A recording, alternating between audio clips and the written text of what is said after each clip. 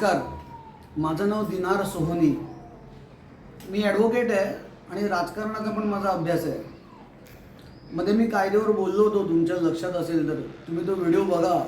कॉन्स्टिट्यूशनवर बोललो होतो, एक लेक्चर कॉन्स्टिट्यूशनवर दिलं होतं. आणि परवा पण एक लेक्चर दिलं की जर का तुम्हाला बिअर बार बंद करायचे असतील तर लॉफुल प्रोव्हिजन्स काय आहेत, असं मी परवा पण एक पॉडकास्ट केला. तर आत्ता मी राज ठाकरेंच्या एका विधानाला धरून बोलणार आहे. ते असं म्हणाले, त्यांनी जो विजय मेळावा घेतला वरळीला राज आणि उद्धव ठाकरेंनी एकत्रित, का तर हिंदी भाषा सक्तीची करण्यात येणार नाही पहिलीपासून, असं मुख्यमंत्र्यांनी सांगितलं. त्याच्यामुळे तो विजय मेळावा म्हणजे त्यांचा मोर्चा रद्द झाला. म्हणजे फडणवीसांच्या घोषणेमुळे, CMच्या घोषणेमुळे मोर्चा रद्द करावा लागला. त्याचं एक ते कॉन्सोलेशन होतं. म्हणजे कॉन्सोलेशन म्हणजे काय म्हणतात त्याला मराठीत, कॉन्सोलेशन प्राईज असतं, त्याचं उत्तेजनार्थ काहीतरी, ती पराभव असतो एक प्रकारचा, मान्य देऊ नये म्हणून. तर त्या विजयी मेळाव्यात राज ठाकरे असं म्हणाले, राज ठाकरे माझे आवडते नेते आहेत पण ते हल्ली जास्तीत जास्त इलॉजिकल बोलायला लागले, त्याच्यामुळे मला त्यांच्यावर प्रत्येक वेळी पॉडकास्ट करणं भाग पडतं. अजून माझ्याकडे पॉडकास्टला कित्येक विषय आहेत. त्यातला महत्त्वाचा राहुल गांधी हा पण एक विषय, पण तिकडे जाता येत नाही. आधी राज ठाकरे ही फाईल काही प्रमाणात तरी बंद करावी लागते. तर तेव्हा ते असं म्हणाले की तुमची जरी विधानसभेत सत्ता असली, असेंब्लीमध्ये, तरी आमची सत्ता रस्त्यावर आहे. आमची सत्ता रस्त्यावर आहे, विधानभवनात नसली तरी. हे फक्त टाळीचं वाक्य आहे. या वाक्याला काही अर्थ आहे की नाही तुम्ही मला सांगा. आमची सत्ता रस्त्यावर आहे म्हणजे आम्ही मोर्चे काढू, आणखीन काही आंदोलनं करू, घेराव करू, चक्का जॅम करू, आणखीन काही करू, जे रस्त्यावरच्या ॲक्टिव्हिटीज गव्हर्नमेंटच्या अगेन्स्ट करता येतात त्या. पण तुम्हाला जर का रस्त्यावरची सत्ता इतकी महत्त्वाची वाटते तर मग इलेक्शन लढता कशाला? साधी गोष्ट आहे, तुम्ही इलेक्शन लढता याचाच अर्थ तुम्हाला विधानसभेतली सत्ता महत्त्वाची वाटते. ज्याला विधानसभेतली सत्ता, महाराष्ट्रावर मधली सत्ता महत्त्वाची वाटत नाही, फक्त रस्त्यावरची सत्ताच महत्त्वाची वाटते, तो इलेक्शन लढणारच नाही. ज्या अर्थी तुम्ही इलेक्शन लढता त्या अर्थी तुम्हाला ते हवं आहे. मुख्यमंत्रीपद तुम्हाला हवं आहे, आमदार हवेत, सगळे लोक हवेत, तुम्हाला खासदार हवेत दिल्लीत. नुसत्या रस्त्यावरच्या सत्तेनी किंवा रस्त्यावरचे मोर्चे, घेराव, चक्का जॅम, आणखीन रेल्वे बंद आणि अशी आंदोलनं करून काहीही दृश्य बेनिफिट साधता येत नाही. हे त्यांनाही माहिती आहे. हे फक्त टाळीचं वाक्य आहे. जसं मगाशी म्हणालो की रस्त्यावरची सत्ता आमची आहे, आमची सत्ता रस्त्यावर आहे, हे टाळीचं वाक्य आहे. हे जे तुमच्या सभेला लोक जमतात त्यांना शिट्या मारायला, टाळ्या मारायला वगैरे, हे वाक्य चांगलं आहे, ते तेवढ्या पुरतंच आहे. त्याला काही अर्थ नाही. शेवटी तुम्हाला विधानसभेत यावंच लागेल, सीट्स लढवाव्याच लागतील, पार्लमेंटच्या सीट्स लढवाव्याच लागतील.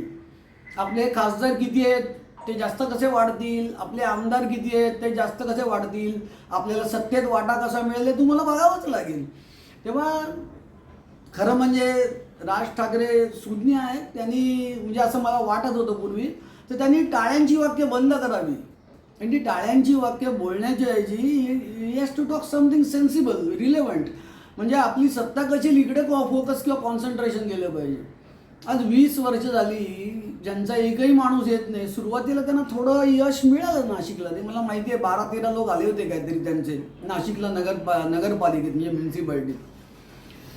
पण त्याच्यानंतर भरीव असं काहीच घडलं नाही. यावेळेला तर त्यांचा गेल्या वेळेचा जो एक आमदार होता तोही पडला. तेव्हा त्यांना हे असे डायलॉग मारायचे, हल्लीच्या तरुणांच्या वजे डायलॉग मारणं बोलतात, त्याच्यामुळे डायलॉग मारायचे की रस्त्यावरची सत्ता आमची आहे, हे बंद करून त्यांना सिरियसली विचार करायला पाहिजे, आत्मचिंतन करायला पाहिजे की आपण चुकतोय कुठेतरी. लोक इतके मूर्ख नाही आहेत की 20 वर्ष एखाद्या पार्टीला जास्तीत जास्त एक आमदार देतात आणि यावेळी तर काहीच देत नाहीत.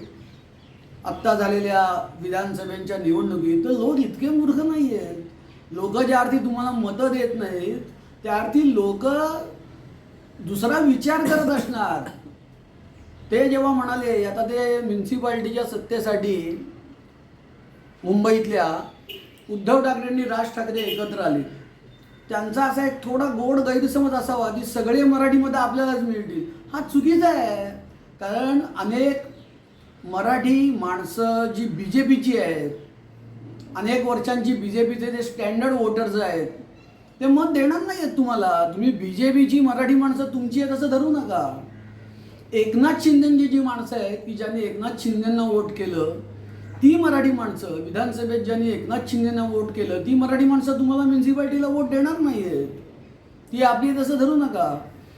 अजित पवारांची मुंबईत फार कमी माणसं आहेत. त्यांची पश्चिम महाराष्ट्रात आहेत, पुणे, कोल्हापूर, सातारा, सांगली तिकडे आहेत, पण मुंबईत कमी आहेत. पण जी काय 2-4 डोकी असतील ती पण तुमची नाही आहेत. तेव्हा सगळी मराठी मतं आपल्याला मिळतील महानगरपालिकेत जर का आपण मराठी भाषेचा मुद्दा केला तर, मराठी माणसाचा मुद्दा केला तर.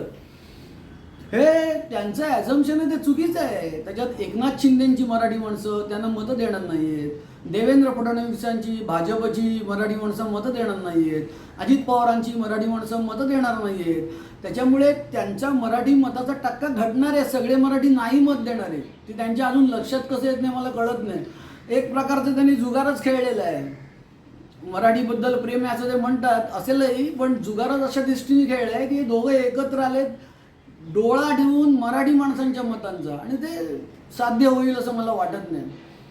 उद्धव ठाकरेंना मी काय सल्ला देणार नाही, आत्मचिंतन करावं असं ते त्याच्या पलीकडे गेले सगळ्या सल्ल्यांच्या. संजय राजाराम राऊत काय म्हणतात तेवढंच खरं, आणि त्यांनाच कळलं. यांनी उद्धव ठाकरे ग्रासले गेलेले आहेत पूर्ण. त्यांना दुसरं कोणी चांगलं दिसत नाही समाजात.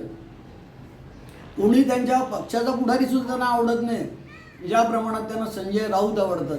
म्हणजे त्यांना सांगण्यात काय अर्थच नाही. पण राज ठाकरेंनी ना सिरियसली आत्मचिंतन करायची गरज आहे, आणि त्यांच्यातल्या काही लोकांना त्यांनी बरोबर घेऊन बसायची गरज आहे, विचारविनिमय करायची गरज आहे की काय करायला पाहिजे, आपण निवडून कसं येऊ. हे रस्त्यावरची सत्ता वगैरे बाजूला राहू द्या, तुम्हाला निवडून आलं पाहिजे. ही टाळ्यांची वाक्य आधी बंद केली पाहिजेत.